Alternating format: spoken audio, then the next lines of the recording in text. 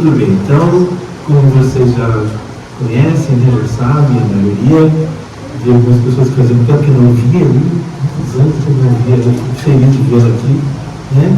Então, boa noite a todos, teremos nosso amigo lá atrás.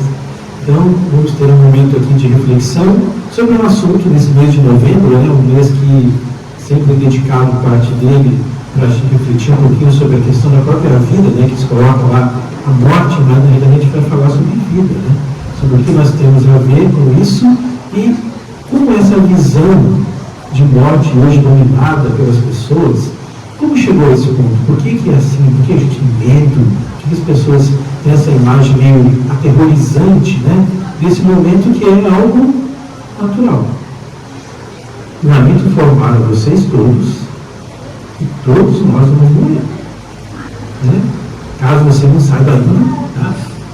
Esteja consciente desse processo. Então a gente vai trazer aqui alguns assuntos, alguns temas, algumas visões para a gente entender um pouco como que acontece isso e, logicamente, fazer a ligação, a conexão com o que a doutrina espírita então fala sobre esse momento, de que forma nós espíritas vemos isso. Porque existe uma coisa que é o que o espiritismo vê, e tem algo que os espíritas veem, a interpretação que nós, de maneira geral, damos a essa temática, porque faz parte do nosso dia a dia, faz parte do nosso momento, né? Então vamos aqui pegar o nosso roteirozinho, né, que nós preparamos, e temos o quê? Uma visão sobre a morte. De que forma a gente tem esse processo? Então existe uma música que é chamada Dona Morte. Todo mundo conhece aqui? Não? Se não for de mocidade. Então tem uma música chamada Dona Morte que chama assim: será que existe mesmo a Dona Morte? Será que existe mesmo a tal da morte? Aquele bicho feio com a foice na mão? Será que eu acredito ou será que não? Então ele faz uma brincadeira reflexiva sobre a questão da morte e a imagem, as simbologias, os mitos em torno dessa questão da morte. Então quando ele destaca aquele bicho feio com a foice na mão, vai olhar, pegar lá o histórico amigo da Turma da Mônica, simbologia da morte tem lá, é desse jeito, né? Tem um esqueletozinho, uma foicezinha que vem buscar as pessoas. Mas como que chegou a esse ponto? A gente ficar com aquela ideia aterrorizante de algo que seria natural. Será que em todas as civilizações é dessa forma? Será que todo mundo enxerga desse mesmo jeito? Então, nós temos alguns aspectos interessantes. Por exemplo, a questão do medo. Por que a gente tem medo da morte? Por que a gente tem medo de alguma coisa? Então, o pensador francês Luc Ferry, que foi ministro da Educação da França, diz assim: olha, tem pelo menos 3 coisas que travam o ser humano. 3 tipos de medo, né? Nós temos os medos. O primeiro medo deles é a timidez, que trava as pessoas, né? Aquele rapazinho, né, tímido, que olha aquela meninazinha e tal, e fica ali, não consegue nem conversar com ela, se treme todo, né? Então vai fazer uma prova, trava com tímido, com medo, vai fazer uma palestra, não consegue, porque não consegue falar, apresentar um trabalho, né? Então tem vários aspectos. Então vai fazer uma entrevista de emprego e não consegue falar na entrevista porque é tímido, né? Então é difícil às vezes conseguir se comunicar, e isso acaba pesando um pouco na vida das pessoas. Tem que aproveitar para driblar essa timidez. Eu, por exemplo, sou tímido, né? Sou tímido. Então, eu, quando era adolescentezinho, o que foi? Os professores da escola viram isso e me colocaram no grupo de teatro. E eu estreiei a primeira peça, eu era uma árvore, não falava nada. E aí, o que aconteceu? Com o tempo, a gente vai aprendendo, eu aprendi a usar a minha voz, eu sempre falo baixo. Mas aí eu aprendi a entonação, a usar a voz. E por que isso? Porque não era eu, era o personagem.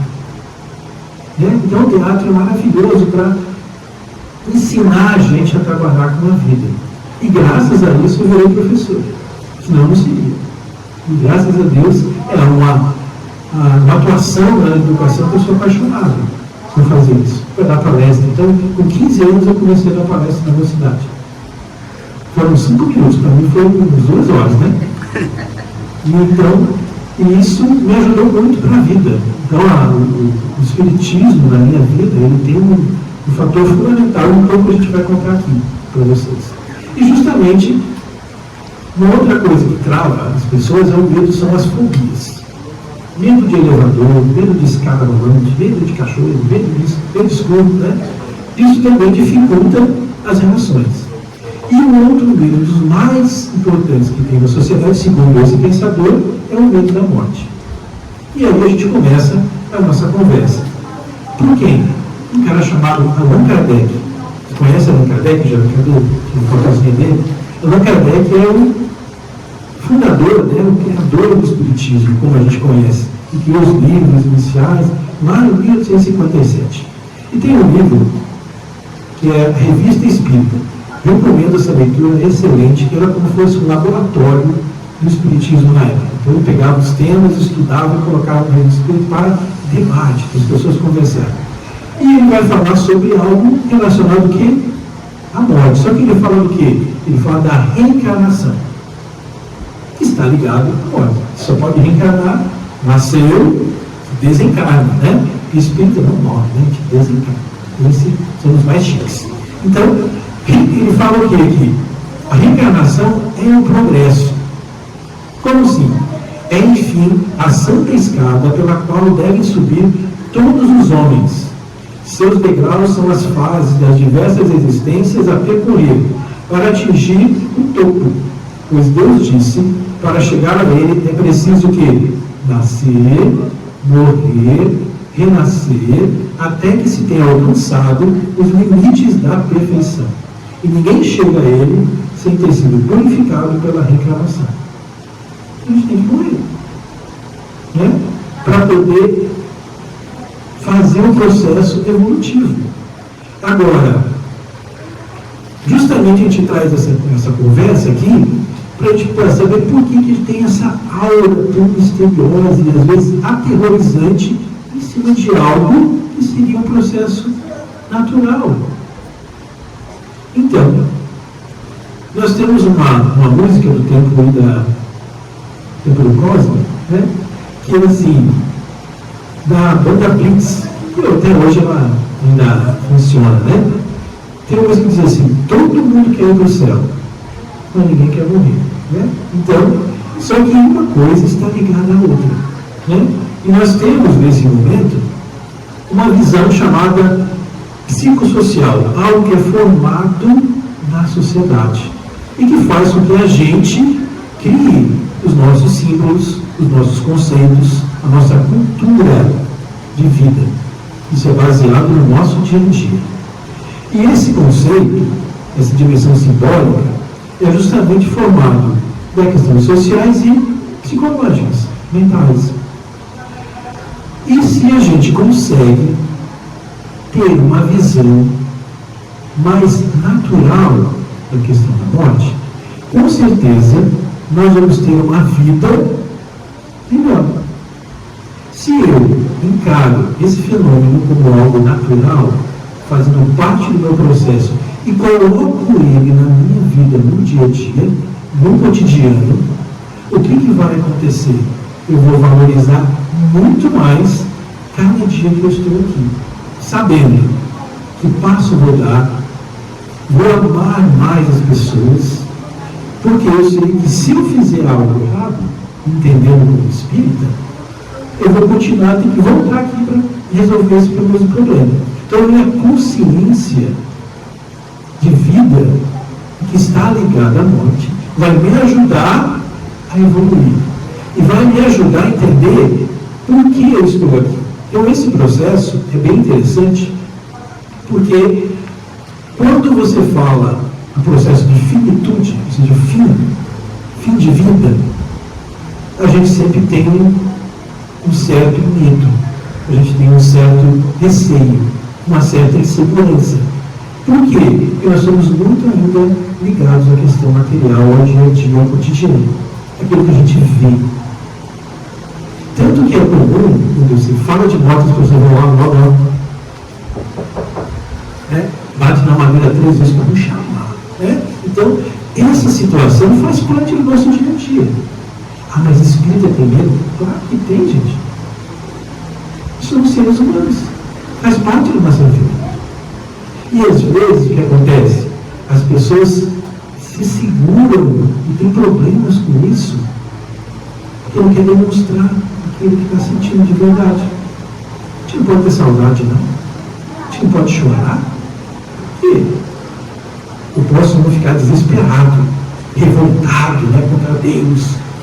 Mas eu posso chorar de saudade sim, gente. Não tem nenhum problema nisso. Viver o nosso luto, viver a saudade daquela pessoa que não está mais ali do mesmo jeito. E a gente vai aprendendo a lidar, ressignificando a nossa própria vida, com a ausência daquela pessoa que estava ali no dia a dia comigo. Então, é justamente isso que a gente vai conversando e vendo. Uma das coisas interessantes que tinha, na época que eu trabalhava com seguro, há muitos anos atrás, e surgiu um tal de seguro funeral. Olha o nome que bonito, bem inspirador, né? E eu tinha que fazer o quê? Eu tinha que dar a formação, o treinamento para as pessoas trabalharem com esse produto da empresa. Gente, tem pessoas que passaram mal. Porque eu tinha que falar, olha, vai ter um caixão dourado de madeira com vidros, ar-condicionado e tal, né?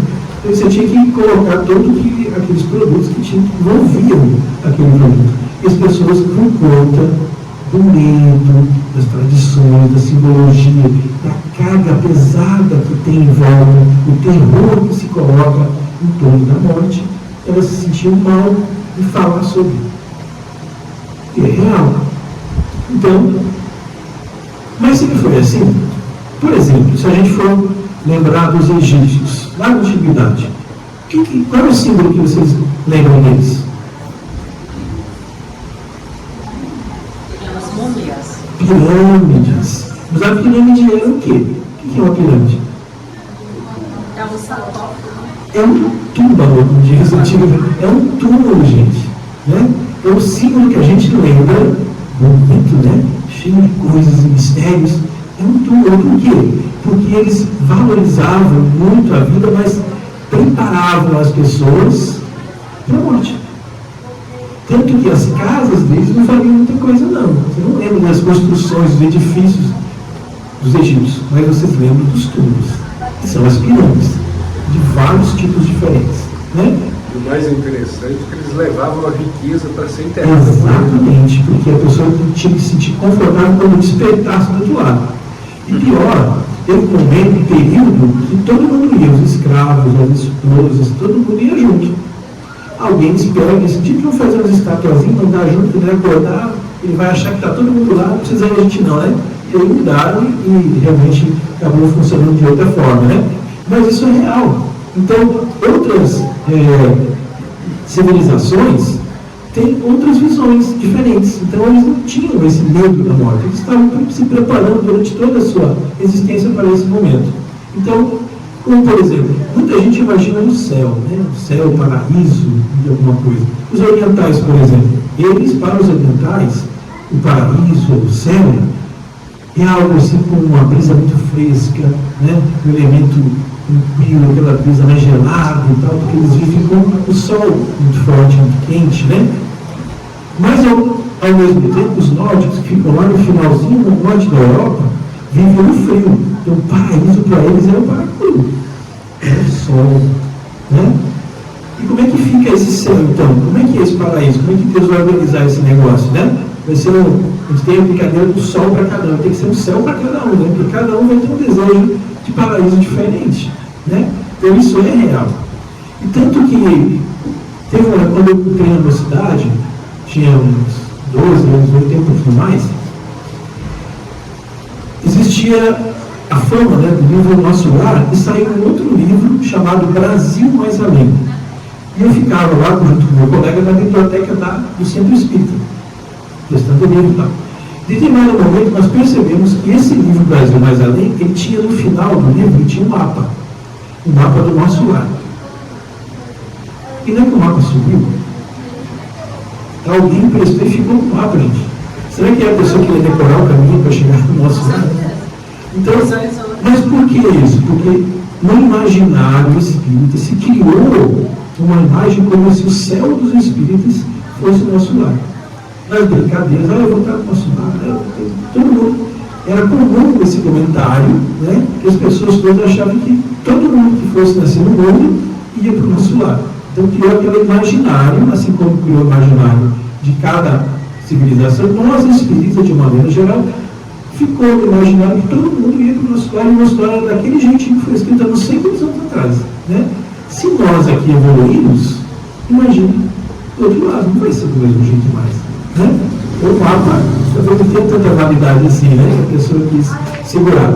Então, essa realidade que a gente vai conversando e vendo como que se visualiza isso. Então, por exemplo, no budismo existe uma parábola do grão de mostarda, e fala também na questão da morte. Então, é uma mãe que está com o filho nos braços, ele falecido, ela procura ajuda para quê? Para ele reverter e voltar o filho dela à vida.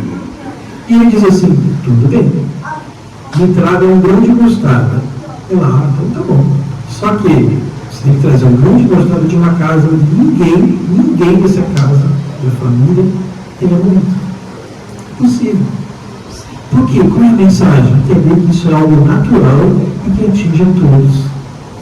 Então, esses processos são ligados a isso. A mitologia hindu, por exemplo, como é que eles veem e encaram a questão da morte? Eles acham que a Mãe Terra, ela faz um equilíbrio demográfico, ou seja, tem muita gente, aí ela resolve matar uns para diminuir, né? Para fazer o equilíbrio demográfico. É como eles explicavam, eles entendiam a morte. A mitologia, ela vai explicar as coisas de acordo com a limitação que eles têm naquela época. E a partir do século XIV, da Idade Média, aquele processo, a morte tem um outro caráter. Por quê? Nós temos nesse período o quê? Peste bubônica, cruzadas, Inquisição, em que as pessoas eram queimadas vivas, morriam na guerra, morriam de doença. Então a morte passou a fazer parte do cotidiano das pessoas. Isso gerou o quê? Insegurança, medo. Então aí começa a imagem do morte e do medo entrar na nossa vida. A sociedade foi mudando e aí foi projetando um símbolo a morte, porque você estava aqui hoje, podia ficar doente, porque o processo antes não tinha tantas doenças, então a morte era natural. Aquela morte de sessão da tarde, né, que a pessoa fica lá, eles só vem e se despede, né, fica aquele processo todo, a família se reúne, né, eles pedindo de todo mundo, e aí a pessoa falece no finalzinho do filme. Né?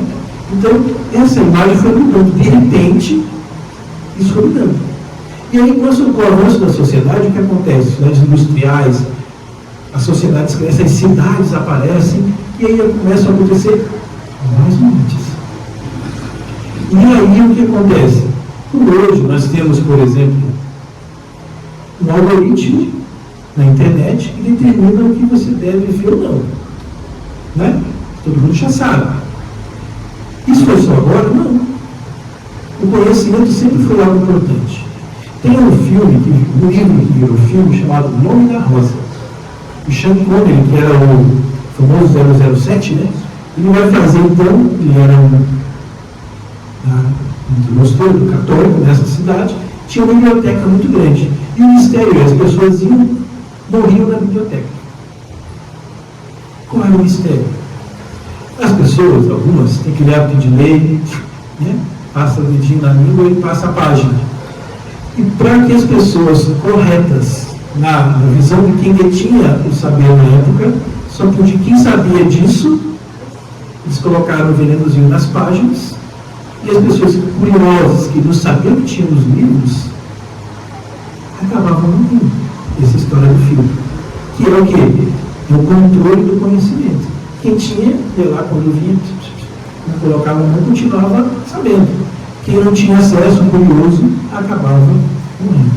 Isso simbolicamente é o quê? É trazendo a visão de morte como algo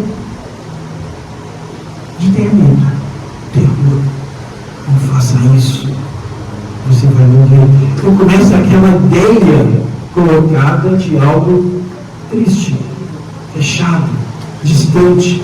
E com o avanço da sociedade, o avanço da medicina piorou, porque hoje cada vez mais as pessoas têm o seu final de vida distantes dos parentes, das famílias.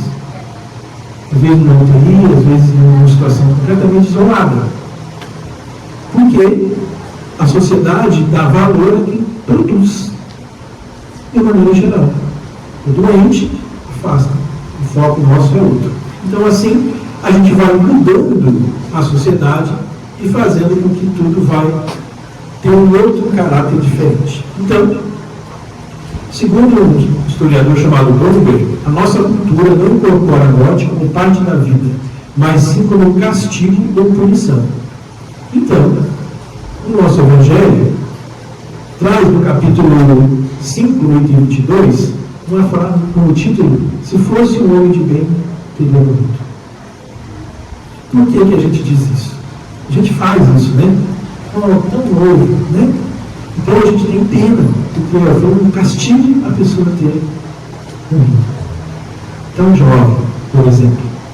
E o Evangelho faz uma análise muito curiosa. Diz assim: ele era uma boa pessoa, mas será que ele ia continuar sendo essa boa pessoa? Será que na sua caminhada ele teria força para se manter? Ele faz essa reflexão. Será que o tempo de vida dele não seria só esse mesmo? Necessário para ele cumprir aquilo que ele devia fazer? Então ele traz uma outra ótica para a vida na relação com a morte. Em que a morte é, na realidade, apenas um fechamento de ciclo. E que a gente não consegue ainda encarar dessa forma, de maneira natural. Então acaba sendo algo difícil, porque o medo funciona como um pivô e como um motor das civilizações. Então o medo acaba operando e dominando as nossas ações. Eu quero ler para vocês um poema de Pedro Salomão que fala sobre o medo, que vai definir agora a nossa exposição daqui para frente. Diz assim: querido medo, eu preciso me abrir com você. Obrigado por me mostrar os perigos da vida e por sempre ficar me lembrando das coisas ruins que podem acontecer no futuro. Eu sei que você se preocupa comigo, que seu papel é preservar a minha segurança.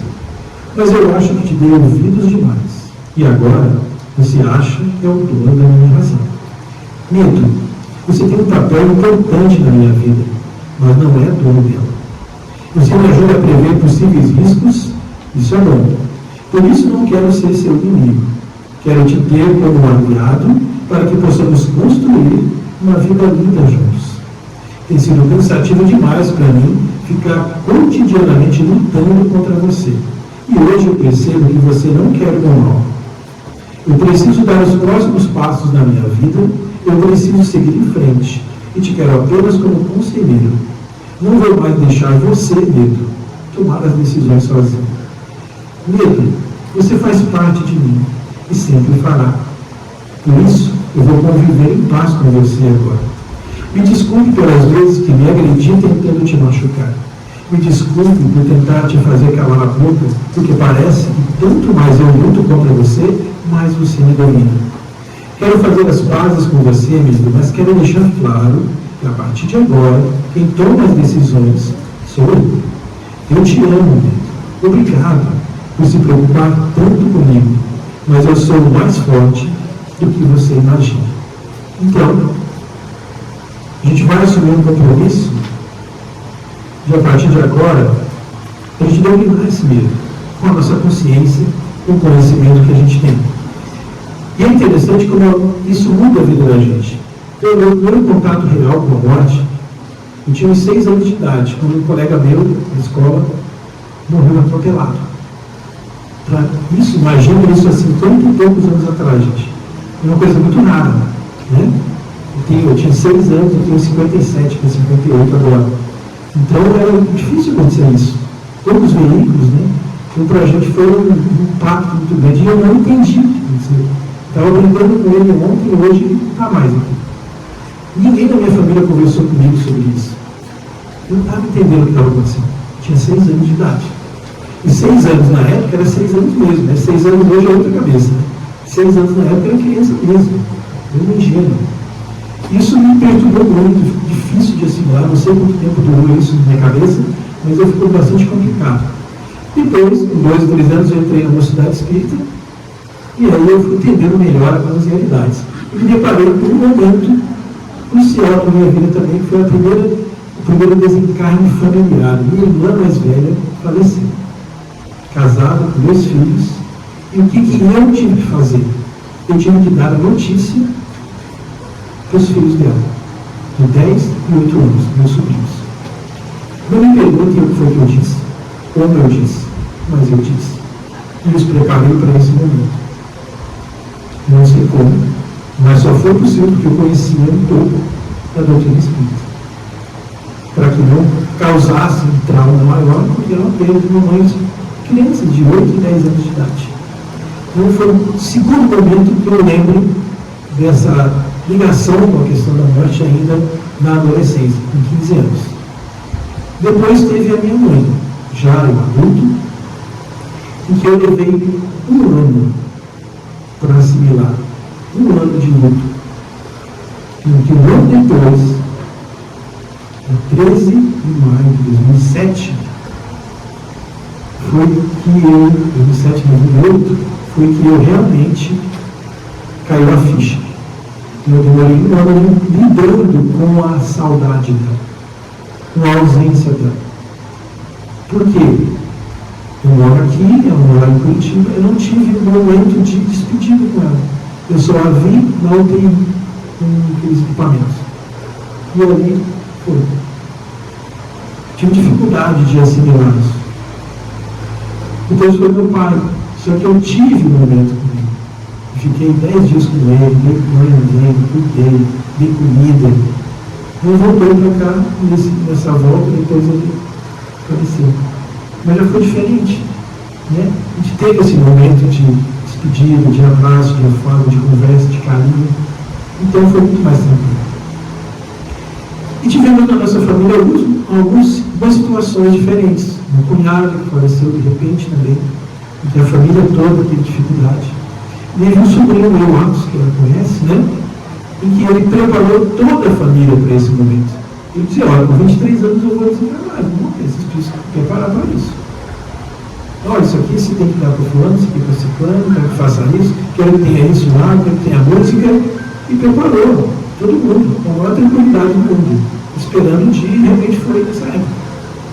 Então ele, criador do grupo Portas Abertas, né, que a gente tem, espírito de convencer. E o que aconteceu? Depois que ele desencarnou, o irmão dele queria encerrar as contas das redes sociais dele, né, que tinha. Não conseguiu. Porque era uma chuva de gente colocando comentários, agradecendo como ele ajudou essas pessoas. E o Anderson nunca andou, gente. Ele mexia nos últimos anos de vida só um dedinho. E lá ele se comunicava com o mundo, ele estudou, ele fez ensino médio, ele fez Enem. Ele fez uma palestra. Fez palestra, né, que no ponto de jogos que a gente teve. Então, ele é um poço de inspiração para todo mundo. E dentro desse processo, a família foi assimilando isso. No nosso último momento de desencarne que teve, o meu cunhado, a família já estava muito mais preparada, e ele também, nesse processo de desenlace. E foi tudo muito mais tranquilo para ele e para a gente. Tem a saudade? Tem. Mas a gente consegue encarar de maneira diferente. Não importa, você não é espírito, eu sou gente. Né? A gente sente falta, a gente sente saudade. E foi esse, o velório do Atos foi lindo. A gente teve a visita do Tarcísio Lima, do Tige, fizeram o evangelho musical. Então, assim, foi um negócio muito lindo, muito emocionante. O que se criou ali, em vez de ser um choro e um desespero, foi um choro de saudade, mas de emoção também. Pelo que estava se criando, a luz que se criou ali, de um espírito que com certeza está bem encaminhado na sua vida. Então, o luto, ele consiste justamente nisso, né? Inicialmente a gente nega um pouco essa morte, e depois a gente vai aceitar essa realidade da perda. A gente vai processar essa dor do luto, para cada um vai ser um tempo diferente. Né? Alguns vão durar dias, outros meses, outros anos. E vamos nos ajustar ao mundo sem essa pessoa, ressignificar a nossa vida, mudar a nossa maneira como encaramos nossa rotina, o nosso cotidiano, sem a presença física dessa pessoa. Aí, como diz a Rita Almeida, que ela é espírita, diz assim: se os braços que desejamos abraçar estiverem distantes ou não mais presentes, o que fazer? Aprendamos a abraçar com o pensamento. O pensamento e a vontade criam outros braços, e nossos amores se sentem abraçados da mesma forma. O Espiritismo defende que não tenhamos revolta. Então, aí nós temos um outro significado, uma outra forma de abraçar, de amar, de se comunicar, de se conectar. O Santo Cândido, quando a mãe dele encarnou também, ele tinha o hábito de viajar, ele viaja muito, faz palestras, né? E na volta ele sempre ligava para a mãe: olha, mãe, cheguei. E ele instantaneamente fez a mesma coisa, só que ela não estava mais. Ligou. Aí que ele. Porque ele sempre ligava, era simples, ligava, ela atendia, Deus te abençoe, meu filho. Desligava e ele continuava. Então não tinha mais Deus te abençoe, né? Mas tinha na memória afetiva dele. E mesmo assim, mesmo não ligando mais, ele fazia a conexão, mandava vibrações. Então, essa conexão afetiva já deve permanecer. Apenas muda a forma, mas ela continua. Você não vai esquecer a pessoa. Não precisa esquecer. É bom que lembre. Se vocês lembrarem de uma cena do livro do André Luiz, também foi estar no filme, o André Luiz atendia como médico uma pessoa no final do expediente dele, o senhor que uma pessoa levava, né? Que a secretária colocava. Ele até que não gostava muito, né? Porque era de graça e tal, mas ele atendia. E o que foi a surpresa dele? Quando ele chegou lá no nosso lar, uma pessoa do outro lado do riozinho assim, dando um tchauzinho para ele, né? Como assim, te conhece, né? E ele era quem? Era a esposa do senhorzinho que ele atendia, grata por ele, fazia preces para ele. E ele ajudou a André. E vê como é uma coisa fantástica, né? E também a gente vai entender que o inverso também acontece, quando vai encarnar no mesmo livro, na mesma história. A gente tem a preparação, o planejamento da encarnação da mãe do Ulisses. Não sei se vocês lembram disso. E que o Ulisses fica preocupado, nervoso, como se não fosse desencarnar, como fosse aqui, né? Será que vai dar certo? O que vai acontecer? Então, esse medo, essa insegurança tem os dois lados, tanto de lá quanto de cá. O que muda é essa consciência e essa ressignificação do sentido do amor que você sente por aquela pessoa. Ah, mas ele não vai estar aqui mais. Está assim, no seu pensamento, no seu coração. Faça prece, se conecte a ele, vai ser maravilhoso, ele vai agradecer. No momento certo, haverá essa conexão. Então, é isso que o Espiritismo traz. Por isso que é a doutrina apaixonante. Né? Porque ela fala de amor, ela inspira você a amar as pessoas, mesmo que você não esteja mais vendo, podendo abraçar aqui fisicamente. É bom demais, né? Diz que é experiência, assunto, né, de abraço. Então, a gente sabe que é bom, mas não pode mais, não dá mais do mesmo jeito, pois eu posso continuar sentindo aquele calor bom, aquele abraço bom e desejando o melhor para aquela pessoa. Dentro desse pensamento, dessa vontade, essa educação para a morte, ela abre campos para várias coisas, né? Sobre a disponibilidade de você ouvir as pessoas melhor, você entender, ser mais empático. E essa ideia tem registros há muitos anos sobre isso. Aquelas pinturas rupestres que tem lá naquelas cavernas, quando era uma pintura de um momento de família, era todo colorido, mas quando simbolizava a morte era algo escuro, a gente já demonstrava esse medo. Mas tem um mosteiro na Itália em que as pessoas que participavam lá desse mosteiro, quando passavam pela outra, diziam assim: memento mori, que significa lembre-se que você vai morrer. Se a gente falar isso para alguém, a pessoa sai correndo. Chega assim, lembre-se que você vai. Mas isso era o quê? Era para lembrar que você deve ser uma pessoa humilde, amorosa, caridosa, solidária, enquanto você está aqui. Em um outro sentido de vida, que a morte está ligada à vida, não tem como tirar uma coisa da outra. Fizeram com que a gente separasse. A sociedade fez com que nós separássemos. Algo que é natural no nosso processo. A gente precisa colocar no nosso dia a dia de maneira consciente, natural e tranquila. Acabando essa história dos filhos, do terror, disso, daquilo, a volta não sei de quem, eu trazer para algo natural. E que acaba a morte, o corpo, mas o espírito continua vivo e forte. Essa é a realidade que a gente precisa exalar no nosso dia a dia. Lembremos de Chico Urbano, aquela velha história do avião, né? Burra pelo menos com educação. Não se desespere, né? Como aconteceu naquele episódio muito engraçado do avião, com Chico Xavier, né? Então, a gente vai tendo esse contato, essa visão cada vez mais forte. Então, o que traz para a gente um outro momento de consciência?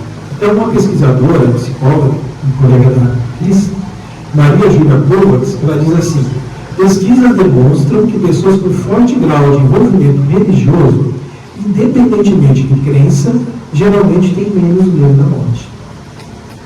Olha aí, o caminho, né? A fé ajuda a superar a ansiedade em relação à ideia de finitude. Então vai aí a consciência que vai tomando conta da gente quando acredita que existe algo mais, algo além da matéria, de maneira consciente, não fanatismo, mas de maneira consciente, tranquila, o coraçãozinho bate mais emoção. Então, o psicanalista Roser de Cassola diz assim: na religião, o indivíduo convive melhor com a finitude, porque lá encontra certeza sobre o que vive, o que morre e o que acontece após a morte. É o que Kardec disse. O que o Espiritismo traz? Qual é a novidade? Qual é a informação? Eu vou saber de onde eu vim, por que estou aqui e para onde eu vou. Se eu sei isso, qual é a dificuldade? Né? Então, se a gente voltar lá na lista do País Maravilhas, né? Aquela conversa com o gato que a Alice tem, onde é que eu vou? Qual é a saída? Qual é o caminho? Você quer ir para onde? Eu não sei. Se você não sabe, então qualquer caminho serve. Se eu sei para onde ir, então é diferente, né? Eu vou caminhar com segurança.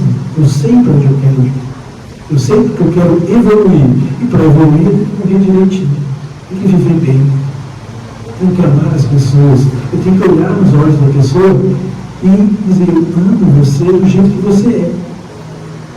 Não precisa mudar para que eu ame você. Então, isso é o que o Espiritismo diz. Isso é o que Jesus disse. De maneira muito clara. E que a gente ainda está tentando aprender. Né? Então, falar sobre a morte não significa antecipar o sofrimento, mas ao contrário, constitui uma prática de cuidado que fortalece vínculos, potencializa a saúde mental. E nós vivemos um tempo, um período de muita dificuldade nesse âmbito de saúde mental.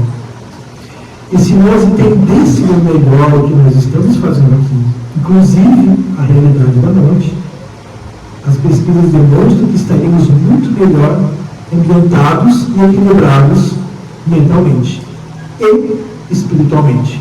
Então, essa realidade, esse diálogo sobre a morte como promoção da saúde, ele é importantíssimo para a nossa vida. E o Espiritismo traz uma mensagem capaz de amenizar essas angústias relacionadas à morte.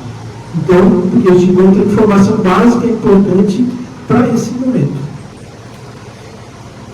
E a gente tem isso como? Como que o Espiritismo traz? Por exemplo, no livro Céu e Inferno, ele traz vários relatos de pessoas comuns que desencarnaram. Como foi o desencarno, como foi do outro lado, como chegou, para a gente estudar, para a gente entender.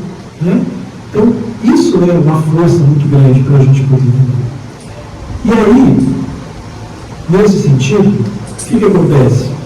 A existência terrestre, ela é passageira, como diz aqui. Allan Kardec, no Evangelho segundo o Espiritismo, capítulo 23, ele diz assim: o corpo não passa de vestimenta grosseira que reveste temporariamente o espírito, verdadeiro grilhão que prende a gleba terrena. do qual ele se sente feliz em libertar-se.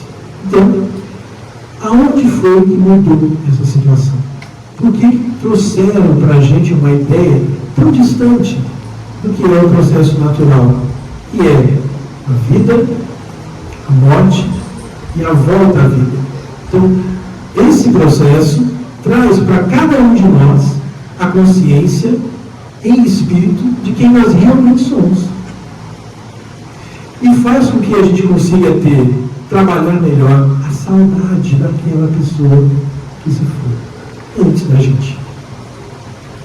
Pensar no futuro reencontro no tempo certo, na medida certa, ou também voltando ao mesmo livro do nosso lar, tem uma cena muito impactante para mim, por exemplo, que foi o reencontro do André Luiz com a mãe.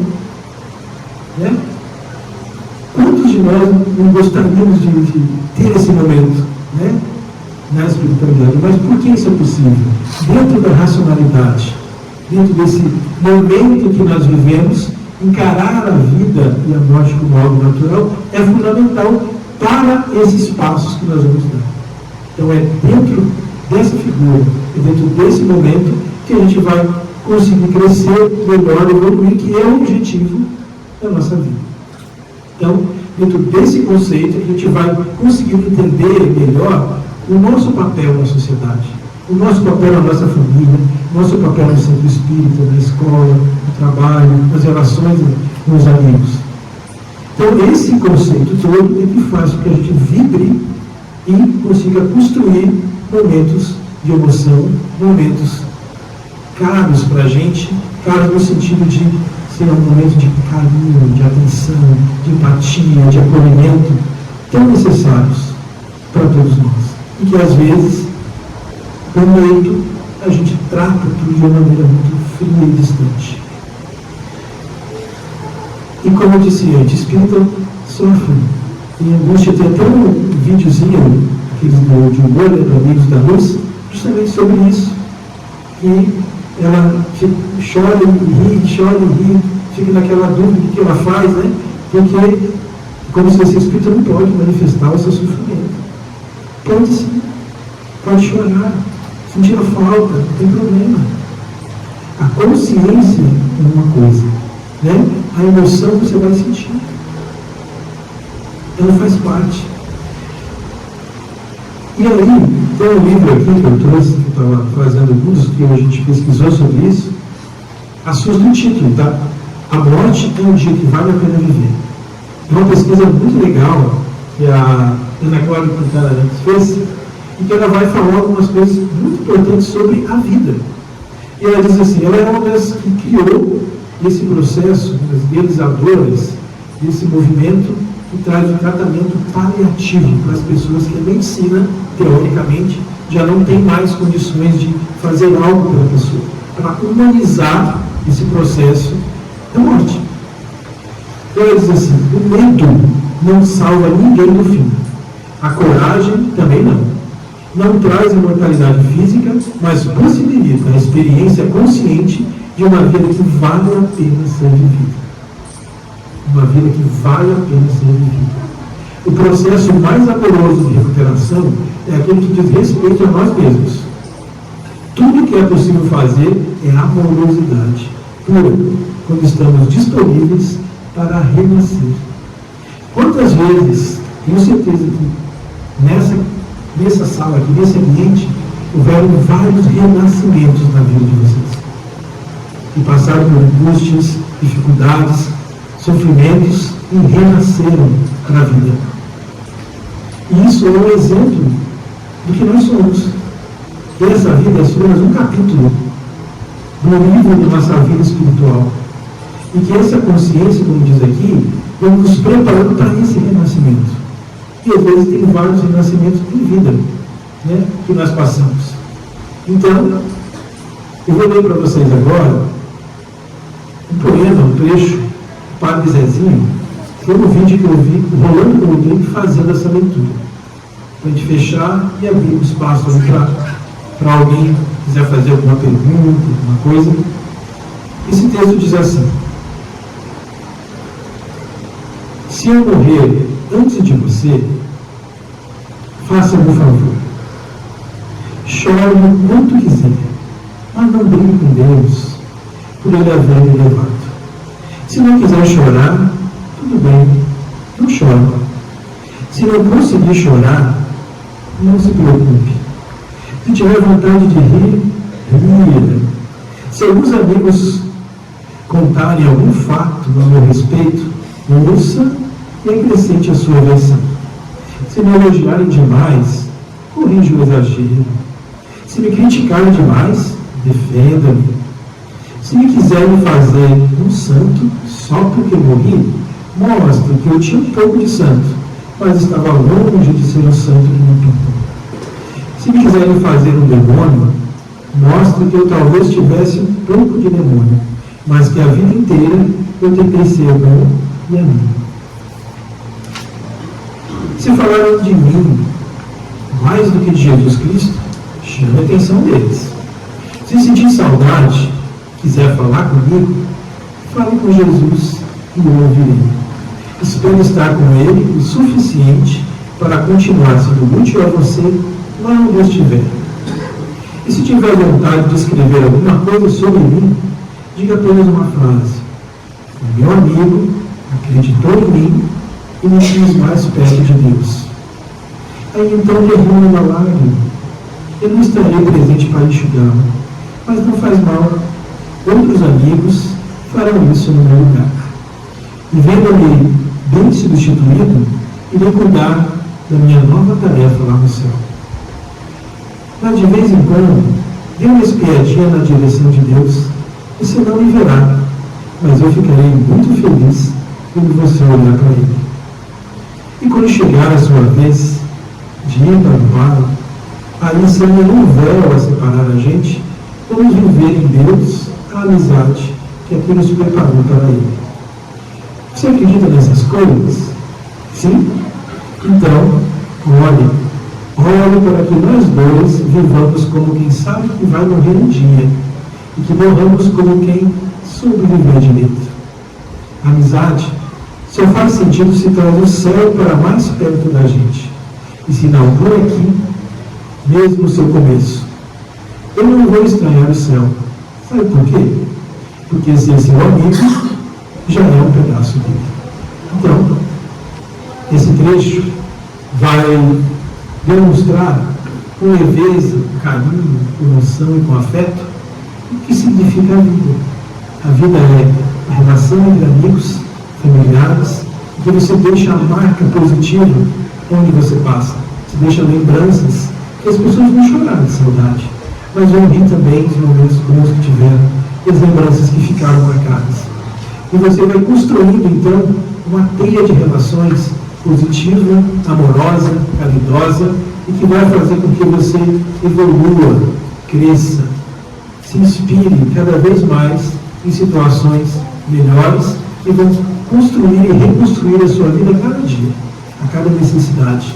Porque quantas pessoas já se depararam, principalmente as que têm a relação com o espiritismo, mediunidade, com aqueles casos de obsessão que você reencontra velhos amigos que por alguma razão se separaram, por algum motivo houve um rompimento de laços e aquele seu colega de antes ficou parado lá no tempo, sofrendo, angustiado, achando que você ainda é do mesmo jeito, querendo se vingar às vezes de você, sem entender o que está acontecendo, sem entender o que é a vida e muito menos o que é a morte. E é justamente essa visão social, essa visão mental, essa visão espiritual que a gente tentou trazer para você, mas com leveza, que é o que a vida deve ser. A vida deve ser leve, como diz Neném, né? A vida tem que ser leve, porque a gente é um ser humano potencialmente divino, com um amor incrível para doar. Mas a gente precisa acreditar que é assim e fazer com que isso aconteça no dia a dia. E é olhando para o outro e sabendo que o outro vai morrer, que você também vai, construindo momentos marcantes e lembranças afetivas maravilhosas. Uma explosão cósmica, brincando com o meu nome, de amor e de compreensão, que vai fazer com que cada um se fortaleça e suba a sua escadinha da evolução. Esse é o sentido da vida, evoluir. Para evoluir, a gente tem que morrer, mas tudo bem, faz parte da natureza, né? É isso, gente. Foi até agora. Então, se alguém tiver alguma pergunta, alguma consideração, alguma coisa para complementar, esses minutinhos finais.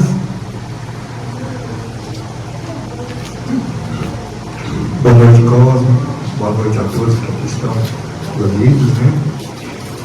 Excelente palestra, trouxe-nos um entendimento bem claro sobre a visão da morte, né? Duas perguntas, na realidade, vou tentar facilitar. Eu entendi tudo que você trouxe aí, né? Mas a gente precisa, a doutrina nos traz também que essa morte também é um renascimento, é um retorno, né? Para a casa do Pai, que nós chamamos, né? Para o plano espiritual. E a segunda é a relação que você comentou ao nascimento, né? Que quando a gente recebe um espírito, um ser aqui entre nós, é uma alegria tremenda. E quando desencarna alguém para nós aqui no plano físico, também é uma tristeza muito grande.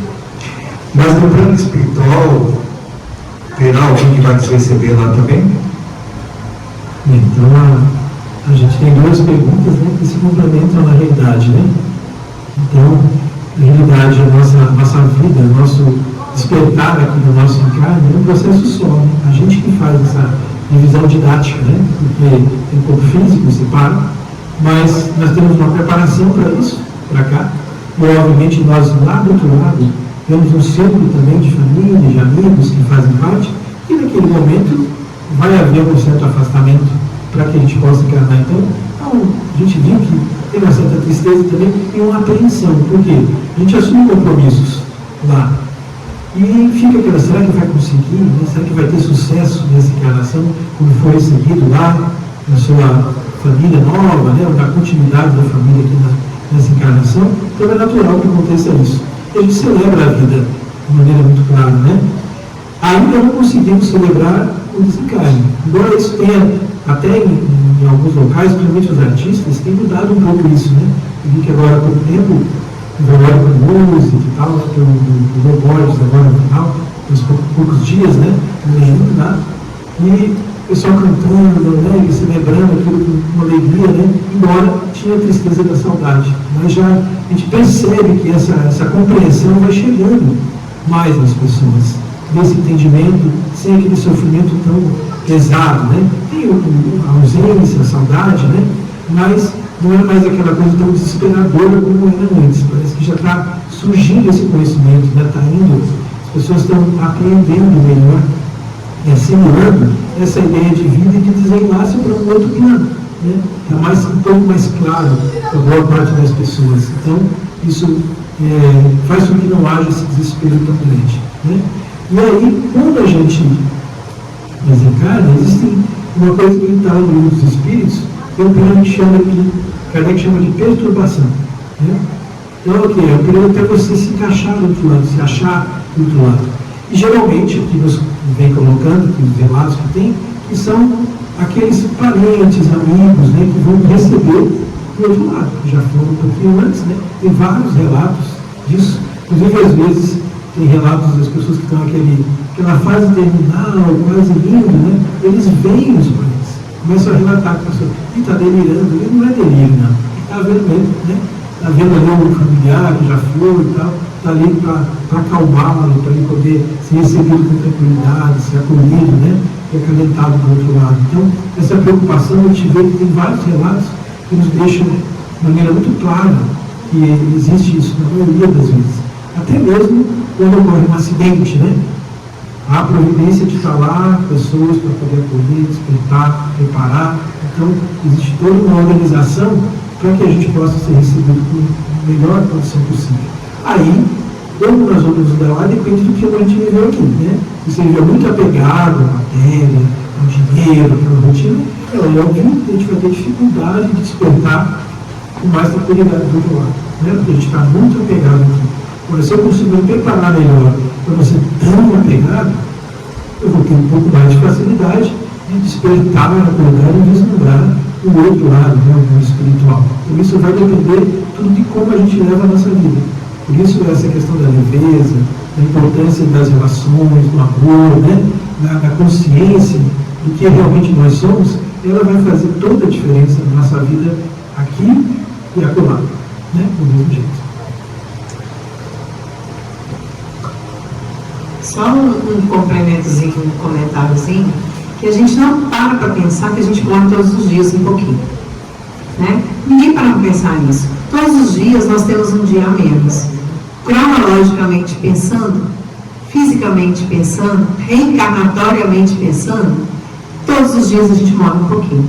E se a gente pensar que todos os dias eu morro um pouquinho e que todos os dias eu renasço para a vida, é um renascer, é uma nova chance, é uma nova oportunidade. Então olhemos para trás o ontem, vivamos o ontem, nos preparemos para viver o amanhã. Se eu vivi o ontem, ao me recolher, eu fiz a minha análise, eu fiz as minhas orações, eu fiz como São Francisco, foi São Francisco de Assis, não foi? Santo Agostinho. Santo Agostinho nos orientou que fizéssemos, né, a nossa autoavaliação, a nossa, como é que ele, não é a autoavaliação que ele usou um outro termo. Mas é uma autoavaliação mesmo, só que ele usou um outro termo que eu estou me recordando agora. Então, se a gente fizer essa autoavaliação honesta e nos preparar para o nosso adormecer, aonde o nosso espírito vai se desprender e vai ao plano espiritual todas as noites, impreterivelmente. Só que a gente nem se lembra disso, só se lembra que sonha, né? Ou às vezes nem sonha, está tão cansado que deita e dorme e apaga, que nem se lembra de mais nada no outro dia. Por quê? Porque não foi interessante lembrar. E a gente só se lembra daquilo que é necessário e é interessante lembrar. Então, que essa noite, esse renascer, façam parte da nossa vida, da nossa trajetória, da nossa reencarnação. Né? Então, todos os dias, ao adormecer o nosso corpo físico, a gente desencarna um pouquinho. E todos os dias, quando o Pai nos permite amanhecer e recobrar a consciência ainda encarnada, que isso nos dê um gás, nos renove as forças para ser melhor todos os dias do que nós fomos ontem. Nós vamos conseguir 100% perfeitamente? Claro que não. Como você disse, nós somos humanos, ainda estamos em evolução, estamos crescendo, estamos melhorando, evoluindo, vivendo, errando e aprendendo, mas é caindo, é levantando, é sacudindo a poeira, dando a volta por cima e recomeçando. Todos os dias a gente morre um pouquinho. E a gente renasce também. Assim como a gente desencarna e reencarna. É simples dessa forma. Se a gente levar com essa forma leve de compreender, tudo fica mais simples. Pensando que tal vida, tal morte. Pensando que da forma que se vive aqui, hoje, a gente vai desencarnar e continuar vivendo. Porque a nossa essência, ela continua sendo a mesma. Nós vamos todos continuar sendo os mesmos. Quando fecharmos os nossos olhos da carne e recobrarmos a nossa consciência no plano espiritual, enxergando com os olhos do Espírito, nós vamos continuar sendo as mesmas pessoas. Então, cuidemos do que somos hoje, para que no despertar, no plano espiritual, quando o Pai disser que chegou o momento, que nós tenhamos a condição de ter o melhor despertar possível. Né? Muito bem, muito bem. E essa imagem que você trouxe, a imagem muito linda, que o Kardec usa isso, ele fala que o axioma, né, que a determinação, justamente ele usa essa simbologia, que é assim, independentemente do que você faça, de certo ou de errado, o sol vai surgir no dia seguinte, vai amanhecer do mesmo jeito. É uma forma assim de dizer, olha, eu estou aqui, para o que deve é, né? Você errou, acertou, você tem a chance de refazer a sua vida. E é o que a recomendação do Santo Agostinho, né? Você olhar o que você fez, recobrar lá à noite antes de dormir, o que eu fiz de certo, o que eu fiz de errado, para corrigir e melhorar um pouquinho no dia seguinte. E assim você vai evoluindo. É simples e ao mesmo tempo complexo. É difícil você tornar isso uma rotina capaz de você transformar. Mas não é impossível.